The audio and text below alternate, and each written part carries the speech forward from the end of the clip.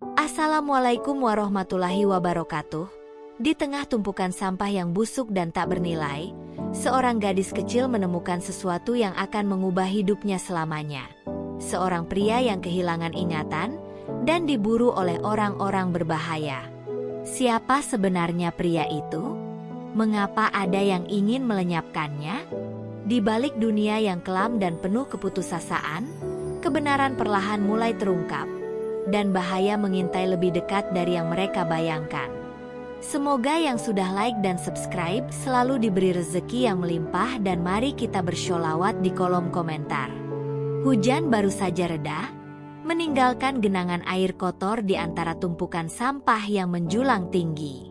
Aroma busuk bercampur dengan asap sisa pembakaran, menyesakkan udara di tempat pembuangan akhir itu. Seorang gadis kecil dengan tubuh kurus dan rambut kusut melangkah hati-hati di antara lautan limbah. Tangannya yang mungil menggenggam karung lusuh yang hampir setengah penuh dengan botol plastik dan kardus bekas. Gadis itu bernama Nina, bocah berusia 7 tahun yang telah terbiasa menghadapi kerasnya kehidupan sejak ayah dan ibunya meninggal dalam kebakaran rumah beberapa tahun lalu. Saat kakinya menginjak sesuatu yang lebih lunak dari sampah lainnya, Nina terhuyung. Dengan cepat, ia menyeimbangkan tubuhnya, lalu menunduk untuk melihat apa yang baru saja diinjaknya. Di bawah bayangan kantong-kantong plastik hitam yang menggunung, tergeletak sesosok tubuh seorang pria. Wajahnya penuh luka dan darah kering. Sementara pakaiannya yang dulunya tampak mahal kini kotor dan robek. Mata Nina membelalak. Seumur hidupnya berkeliaran di tempat sampah, ia belum pernah menemukan seseorang dalam keadaan seperti ini. Jantungnya berdegup lebih kencang. Dengan ragu, Nina mendekat dan menyentuh lengan pria itu. Dingin. Ia menggigit bibir, mencoba menahan rasa takut yang mulai menjalar di dadanya. Namun saat hendak mundur, kelopak mata pria itu bergerak sedikit. Nafasnya terdengar pelan dan tersendat. Tetapi jelas, dia masih hidup. Tanpa berpikir panjang, Nina menyingkirkan beberapa tumpukan sampah di sekeliling tubuh pria itu. Tangannya gemetar saat mencoba menggoyangkan bahunya. "Pak, bangun!" Suaranya nyaris seperti bisikan, takut-takut jika ada orang lain yang mendengar. Tapi pria itu hanya bergeming, matanya tetap tertutup rapat. Nina menoleh ke sekelilingnya. Tidak ada siapa-siapa selain burung gagak yang hinggap di tiang listrik usang, mengawasinya seperti pertanda buruk. Ia tahu, jika membiarkan pria ini di sini, dia mungkin akan mati sebelum pagi. Tapi bagaimana caranya membawa seseorang yang tubuhnya jauh lebih besar dari dirinya? Ia menghela napas dalam, lalu bergegas mengosongkan isi karungnya. Barang-barang yang susah payah dikumpulkannya seharian itu kini berceceran di tanah. Namun ia tak peduli. Dengan sekuat tenaga, ia menarik lengan pria itu, menyeretnya sedikit demi sedikit hingga berhasil membaringkannya di atas karung yang kini terbuka lebar. Langit mulai gelap, menandakan hari hampir berakhir. Nina tahu neneknya pasti cemas menunggunya pulang, tapi ia tidak mungkin meninggalkan pria ini. Dengan seluruh tenaga yang tersisa, ia menarik karung itu, menyeret tubuh pria yang tak sadarkan diri melewati jalanan berbatu menuju gubuk reot tempat ia tinggal. Perjalanan terasa seperti mimpi buruk. Beberapa kali Nina hampir menyerah. Tetapi setiap kali ia melihat wajah pria itu yang pucat dan penuh luka, ada sesuatu dalam dirinya yang mendorongnya untuk terus berjalan. Ia tidak tahu siapa dia, atau mengapa ia terdampar di tempat pembuangan sampah. Tapi satu hal yang pasti, Nina tak ingin membiarkan seseorang mati tanpa pertolongan. Ketika akhirnya tiba di gubuknya, neneknya yang sudah menunggunya di depan pintu terkejut melihat apa yang dibawa cucunya. "Ya Tuhan, Nina, siapa ini?" Suara neneknya bergetar, antara kaget dan cemas. "Aku menemukannya di tempat sampah. Nek, dia masih hidup," jawab Nina dengan napas terengah-engah. Tangannya yang kotor berusaha menghapus keringat dari dahinya. Kita harus menolongnya." Neneknya menatap pria itu dengan sorot mata penuh kekhawatiran. Sebagai orang yang sudah lama hidup dalam kemiskinan, mereka tahu bahwa menolong seseorang yang tidak dikenal bisa jadi membawa masalah. Namun, melihat tubuh pria itu yang penuh luka, ia tak tega menolaknya. Dengan susah payah, mereka membawa pria itu ke dalam gubuk. Cahaya lampu minyak yang redup menerangi wajahnya yang pucat. Nina bisa melihat dengan lebih jelas.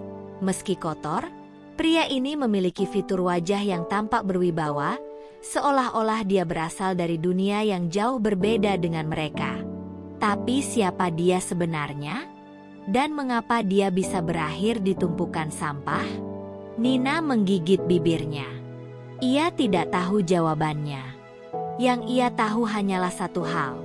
Malam ini, kehidupannya baru saja berubah. Dan mungkin, kehidupan pria itu juga. Gubuk reot itu diterangi cahaya redup dari lampu minyak. Dinding-dinding kayu berlubang membiarkan angin malam masuk, membuat udara terasa lebih dingin. Di atas kasur tipis yang hampir lapuk, pria yang ditemukan Nina terbaring tak sadarkan diri. Wajahnya pucat, bibirnya pecah-pecah, dan napasnya terdengar berat. Luka di dahinya mulai mengering, tetapi tubuhnya masih kaku, seolah sedang berjuang antara hidup dan mati. Nina duduk bersimpuh di sampingnya, menggenggam kain basah yang tadi ia gunakan untuk mengompres luka pria itu. Matanya yang bulat penuh rasa ingin tahu menatap wajah asing itu lekat-lekat. Siapa dia? Mengapa dia terbuang begitu saja di tempat sampah seperti barang tak berguna? Nina menggigit bibirnya, berusaha memahami situasi yang jauh lebih besar dari dirinya. Apakah dia masih bisa bertahan? "Nek?" Suara Nina nyaris seperti bisikan. Ia menoleh ke neneknya yang tengah duduk di sudut ruangan, memegang mangkuk berisi ramuan herbal.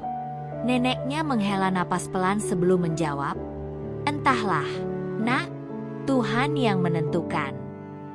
Ia merendam kain ke dalam mangkuk dan mengusapkannya ke tangan pria itu. Tapi dia butuh makanan dan istirahat. Kalau dia tidak sadar sampai besok pagi, mungkin dia tak akan bertahan. Nina merasakan sesuatu mencubit hatinya. Pria ini bukan siapa-siapa baginya.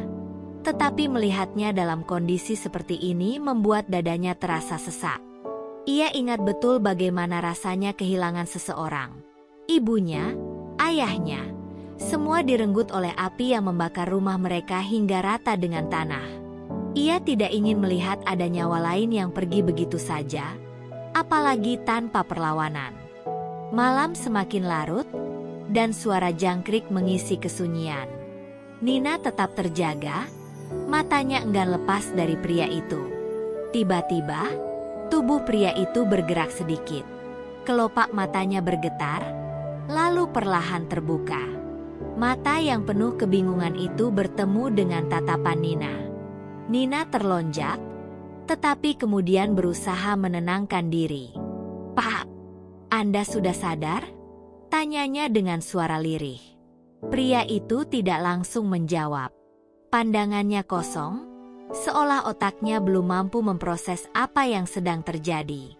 Ia mencoba menggerakkan bibirnya, tetapi hanya suara parau yang keluar. Nina buru-buru meraih gelas yang telah ia siapkan, lalu dengan hati-hati menyodorkan air ke bibir pria itu. Pria itu minum dengan susah payah, sebelum akhirnya berbisik dengan suara yang nyaris tak terdengar. "Di mana? Aku?" Nina bertukar pandang dengan neneknya. "Anda ada di rumah kami," jawab nenek dengan suara lembut. "Kami menemukannya di tempat sampah." "Anda?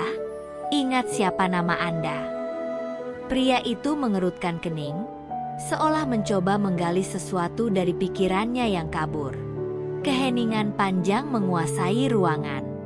Matanya menerawang, tetapi tak ada kepastian di sana.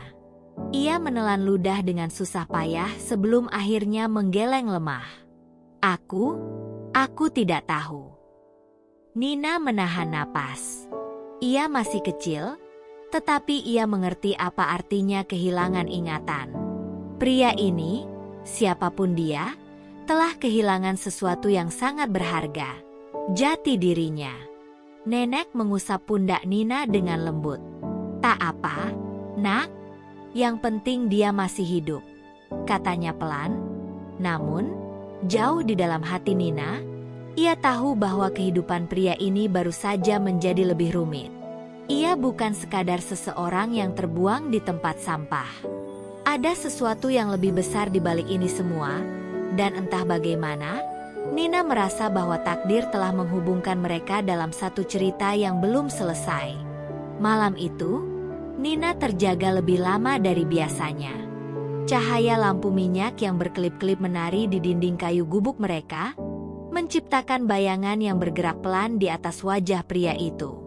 Sejak sadar, ia lebih banyak terdiam, sesekali memegang kepalanya yang masih terasa sakit.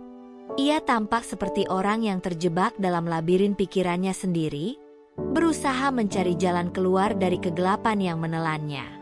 "Jadi, Bapak benar-benar tidak ingat apapun?" tanya Nina, memecah keheningan. Pria itu menggeleng perlahan. Hanya namaku," katanya lirih, suaranya serak. Ia terdiam sejenak, sebelum akhirnya menambahkan, "Adrian, namaku Adrian." Nina menatapnya dengan mata berbinar. "Itu bagus. Setidaknya Bapak ingat sesuatu." Tapi Adrian tidak tampak lega. Sebaliknya, ada kegelapan di balik sorot matanya. "Tapi aku tidak tahu siapa aku sebenarnya. Atau bagaimana aku bisa berakhir di tempat sampah."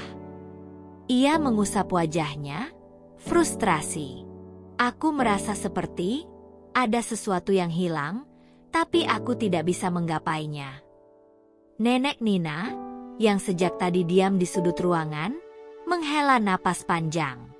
"Kau mengalami kehilangan ingatan, Nak? Mungkin karena luka di kepalamu, atau karena sesuatu yang lebih buruk?" Adrian menatapnya dengan penuh pertanyaan, tetapi nenek itu hanya tersenyum samar, seolah menyiratkan bahwa waktu akan menjawab semua misteri ini. Nina, di sisi lain, tampak penuh rasa ingin tahu.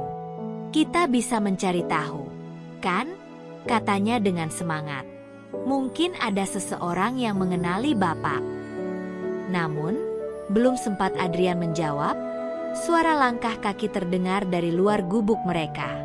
Nenek Nina langsung menegakkan tubuhnya, sorot matanya berubah penuh kewaspadaan. Nina ikut terdiam, tubuhnya menegang. Kemudian, terdengar suara laki-laki berbicara di luar. "Kalian lihat orang asing berkeliaran di sekitar sini? Kami mencari seseorang." Jantung Adrian mencelos. Meski ia kehilangan ingatan, nalurinya memberitahunya bahwa suara itu membawa bahaya. Nenek Nina bangkit perlahan, memberi isyarat agar Nina dan Adrian tetap diam. Dengan hati-hati, ia melangkah keluar, mengintip dari celah pintu. Di luar, dua pria berbadan besar berdiri dengan tatapan tajam. "Kami tidak melihat siapa-siapa," jawab nenek dengan suara tenang, tetapi penuh kewaspadaan. Salah satu pria itu menyipitkan mata, lalu melangkah lebih dekat. "Kalau begitu, kami akan memeriksa sendiri." Nenek Nina berdiri menghadang pintu dengan tegas. "Tidak ada orang di sini selain aku dan cucuku," katanya mantap. Sejenak, suasana mencekam. Nina menahan napas, sementara Adrian mengepalkan tangannya tanpa sadar. Ada sesuatu dalam dirinya yang mengatakan bahwa orang-orang ini sedang mencarinya, dan bahwa jika mereka menemukannya, ia mungkin tidak akan selamat. Akhirnya, setelah beberapa detik yang terasa seperti seumur hidup, pria itu mendecakkan lidahnya dan melangkah mundur. "Kalau kalian melihat orang asing yang mencurigakan, beritahu kami," katanya dingin. Saat suara langkah kaki mereka menghilang di kejauhan, barulah Nina bisa bernapas lega. Ia menoleh ke Adrian, yang masih terlihat pucat dan gemetar. Aku tidak tahu siapa mereka, gumamnya pelan, tapi aku tahu mereka datang untukku. Di dalam gubuk kecil itu, dalam kesunyian yang mencekam, Nina menyadari sesuatu. Pria yang ditemukannya di tumpukan sampah bukan orang biasa. Dan kini, dengan atau tanpa ingatannya, seseorang menginginkan kematiannya.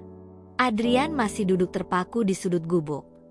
Tubuhnya gemetar meskipun udara malam terasa begitu panas. Pikirannya berkecamuk, berusaha menghubungkan kepingan-kepingan ingatan yang terasa seperti bayangan kabur di ujung matanya.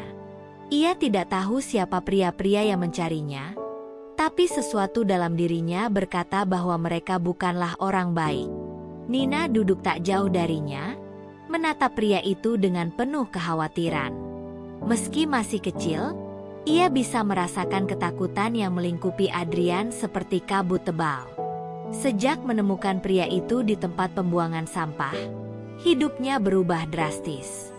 Tidak hanya ia harus merawat seseorang yang bahkan tidak ia kenal, tetapi kini ada ancaman nyata yang mengintai mereka.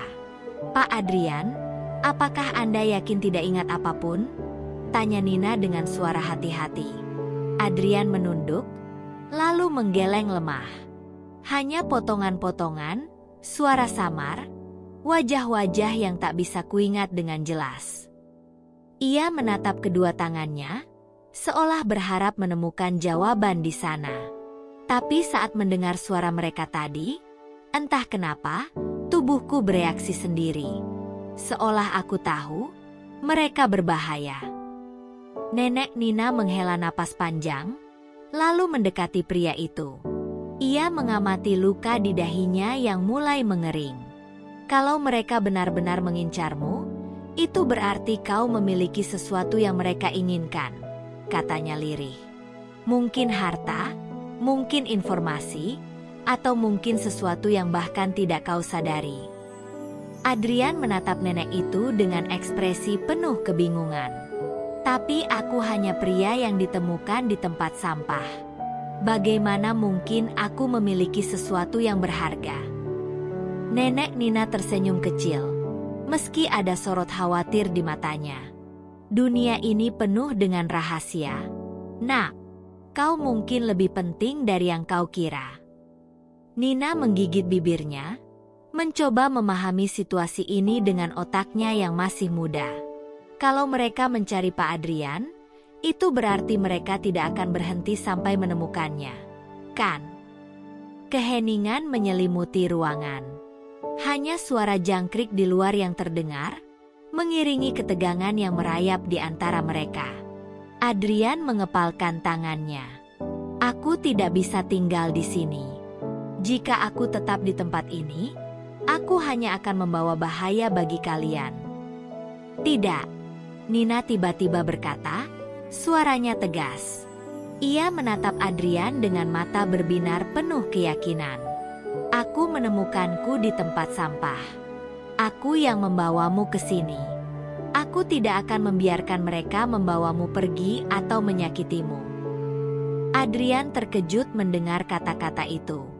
Ia menatap gadis kecil yang terlihat jauh lebih kuat daripada dirinya saat ini. Bagaimana mungkin seorang anak kecil memiliki keberanian sebesar itu? Nenek Nina tersenyum tipis. Kau anak yang keras kepala, Nina, katanya lembut, lalu beralih ke Adrian. Untuk saat ini, kau harus beristirahat. Kita tidak bisa membuat keputusan besar dalam keadaan seperti ini. Adrian mengangguk pelan, meski hatinya masih dipenuhi ketakutan dan kebingungan. Ia tidak tahu siapa dirinya, mengapa ia dibuang seperti sampah, atau mengapa ada orang-orang yang ingin menemukannya. Tapi satu hal yang ia tahu pasti, untuk pertama kalinya sejak sadar, ia tidak merasa sendirian. Di luar sana, kegelapan malam masih menyelimuti dunia.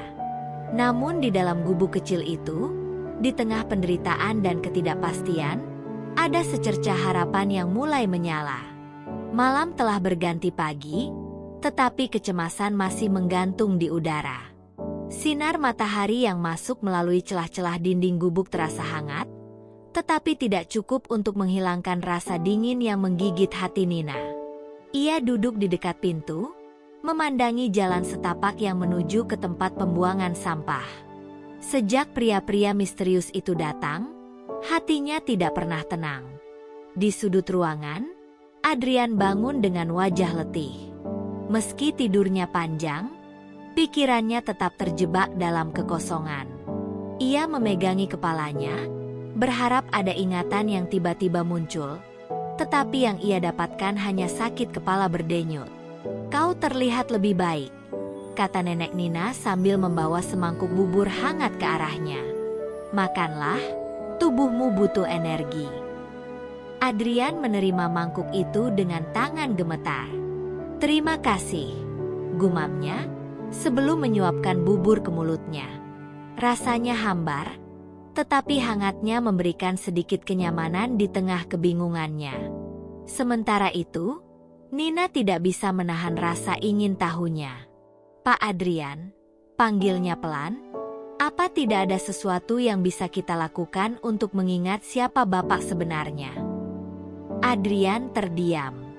Ia ingin menjawab bahwa ia sudah berusaha, tetapi kepalanya terasa seperti buku kosong yang halamannya telah dirobek.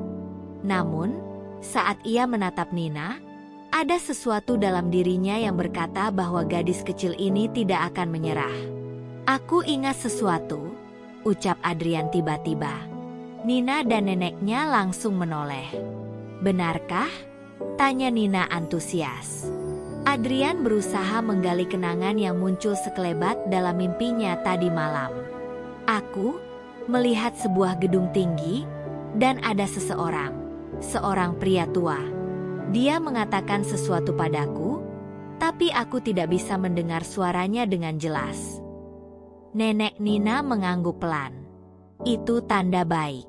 Ingatanmu perlahan kembali."